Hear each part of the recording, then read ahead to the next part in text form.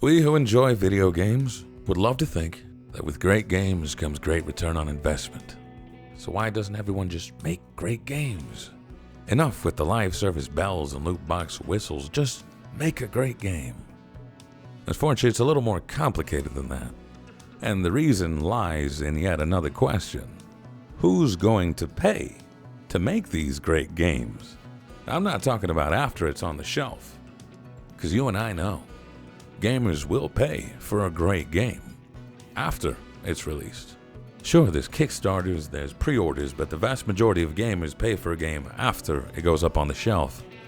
I'm asking who's footing the bill to put the game on that shelf? Who's paying studio overhead? Who's paying 50 or so developers for 3 or 4 years? Who's greenlighting pitches written on napkins and mustard? Investors, venture capitalists. Someone's got to pay to get the ball rolling. But most aren't brave enough to put down hundreds of thousands, if not millions of dollars on a project that may not come out in under 4 years. And even if it does, it may not do well at all. Hell, from a business perspective, games don't even have to be great. They just have to be profitable. And for that, they have to be more than just games. There's a crooked line of history, trauma, and wrong lessons learned that cemented this line of thinking. And to show you, all I'm gonna need is a quarter. The arcade machines and the first generation of home consoles came about in the 70s because advancements in microchip technology made manufacturing them a lot cheaper. At the time, the success of a video game and the success of the video game system used to play them were inseparable. Literally, most first-generation consoles came with the games built into the system. If you wanted to play new games, you had to buy a whole new console.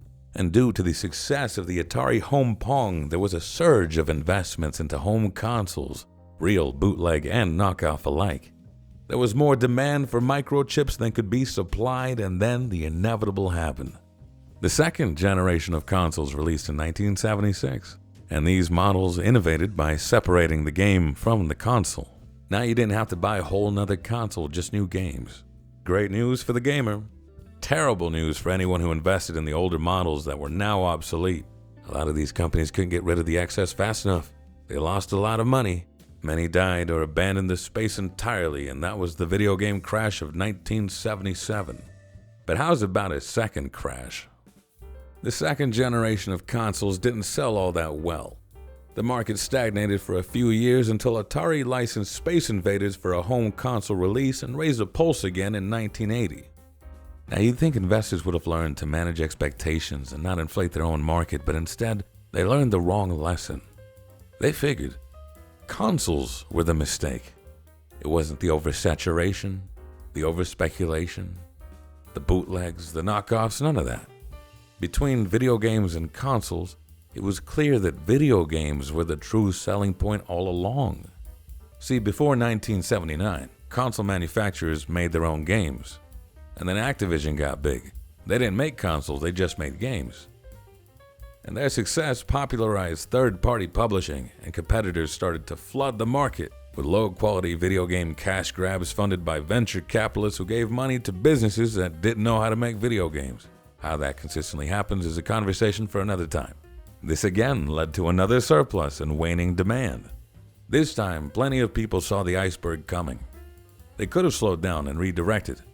But instead, companies like Atari decided to crank the engines to ramming speed. See, they feared they would be drowned out by all the noise in the market, so they increased production on their end.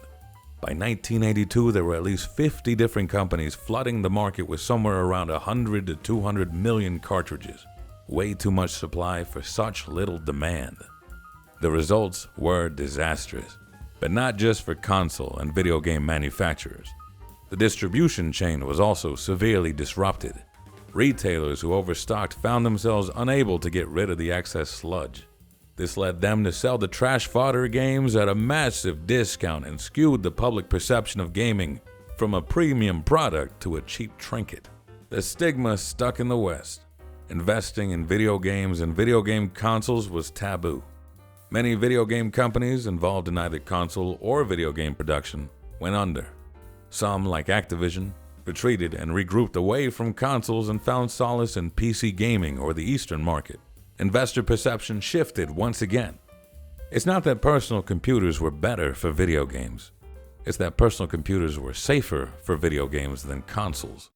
Because a PC is more than just for gaming. It's for music, video, socializing, doing your taxes, buying furniture, etc. Diversification is attractive to investors because one section's failure doesn't lead to a complete crash. To attract money, the video game industry had to be about more than just video games and video game consoles. Nintendo didn't sell video games or video game consoles. It sold Famicoms, family computers which were intentionally redesigned and renamed for an American release.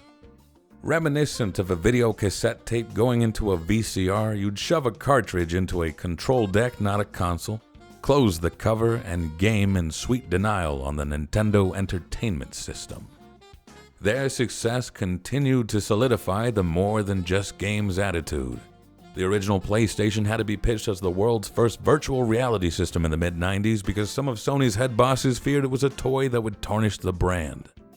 By the 2000s, these family entertainment systems were competing for the living room space and got Microsoft into the mix with the Xbox. Not because Bill Gates wanted to make video games, but because he didn't want the competition encroaching on his personal computer turf.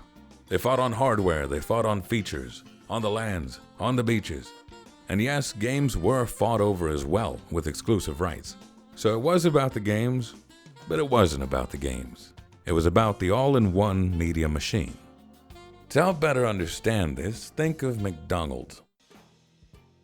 It's a massive fast food corporation, but what grew it into an empire was when Ray Kroc focused on buying and renting land to people who wanted to franchise a McDonald's restaurant. He wasn't in the burger business. He was in the real estate business. This is where we, quality-focused individuals, chime in. McDonald's wouldn't have grown at all if the burger was bad to begin with. So you do need to have at least a decent product to go from 0 to 1. But it's everything else that takes you from 1 to a billion. Likewise, the video game industry was doing business in tech, marketing, distribution, etc. Investment stayed modest, barring a few outlier events such as the dot-com bubble and a recession. But even through all that, it wasn't until around 2013 that the big money started rolling in. Let's pull out some video game stock market charts.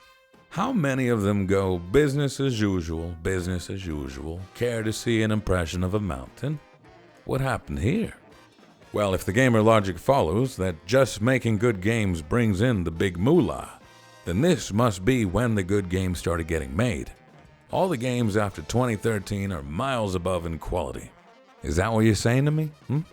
You like microtransactions, bud? Here's another graph. This light blue line tracks interest rates on business loans. The lower it goes, the cheaper a loan. It's not about quality. There was more money for venture capitalists to blow around 2013. And blow they did. It was around this time that there were a lot of people in the video game industry who made a living by networking and connecting venture capitalists to projects they thought would double, triple, or quadruple their investments. History is a circle. A lot of these middlemen were sleazy, desperate to pay off student loans for their college degree in business, communication, marketing, or psychology. It's always one of those four for some reason. We could use a few more engineering degrees in this space. They had no experience, just a couple of charts and a pinky promise that money would flow. And a few venture capitalists figured, why not throw a little pocket money into the gaming industry, come back in a couple of years and see if it did anything. The betting fad at the time was on esports, microtransactions, and mobile gaming. Now understand, speculative investing is a monkey-see, monkey-do affair, and few investors are gorilla enough to lay down that first banana. But when they do, you can expect more chimps will do it too. It was around 2013 to 2017, microtransactions were put into more games, and the mobile gaming market was making money hand over fist. Esports continued to scale, but no one was making back the money they were promised from esports, and interest rates were rising again, so the investment stopped pouring in. You can see that reflected in the stock charts around 2018 to early 2019-ish. While some of the money left gaming entirely, some doubled down on microtransactions and mobile gaming. Some diversified into NFTs, blockchain, mergers and acquisitions, and mass community games. Those are described as games driven by online community play, includes MMOs, MOBAs, Battle Royale, and Metaverse games. Then the pandemic hit. Interest rates went down. Once again, there was more money for investors to spend, but more importantly, there was more money and time for consumers to spend on video games. Profits skyrocketed, investments poured in looking for the next Fortnite, the next Roblox. Not because of the game, but everything around the game. And then something terrible happened. Things went back to normal-ish.